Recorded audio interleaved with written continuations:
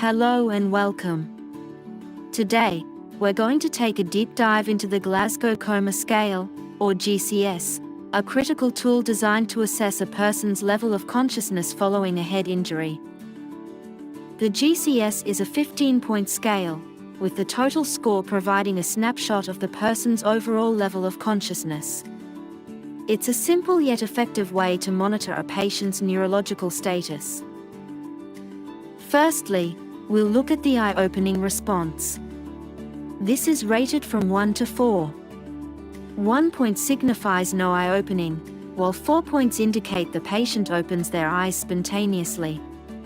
Remember, if the patient opens their eyes to pain, it scores 2 points.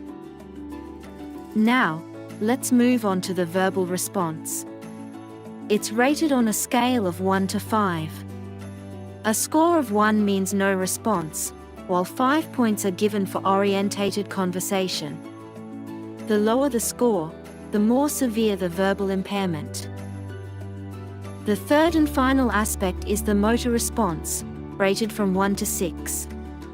A score of 1 means no motor response, whereas a score of 6 means the patient obeys commands.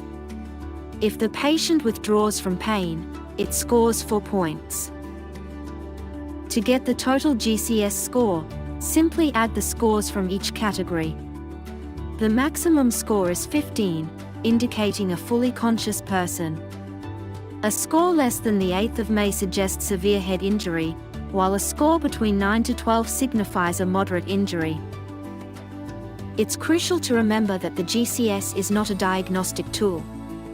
Instead, it's a scale used to gauge the severity of brain injury and monitor changes in a patient's condition. It helps clinicians decide on the appropriate treatment plan. One important thing to note is that the GCS should not be used in isolation. It's part of a broader assessment that takes into account other factors like the patient's medical history, physical examination results, and other clinical findings.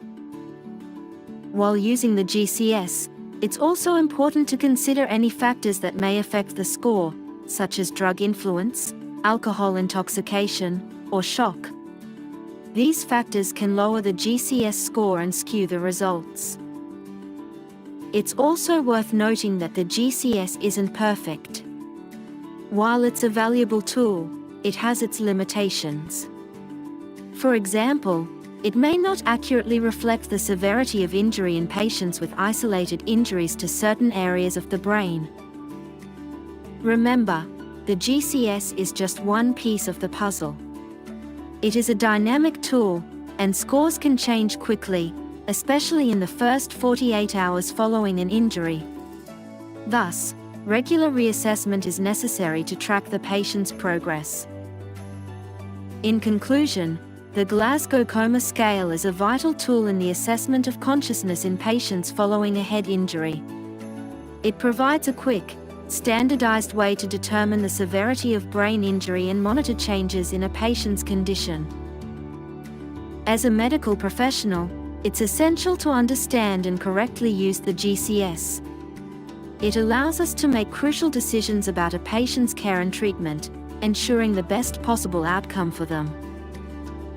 Thank you for joining us in this tutorial about the Glasgow Coma Scale. Remember, the GCS is an invaluable tool in every medical professional's toolkit. Stay tuned for more helpful medical tutorials.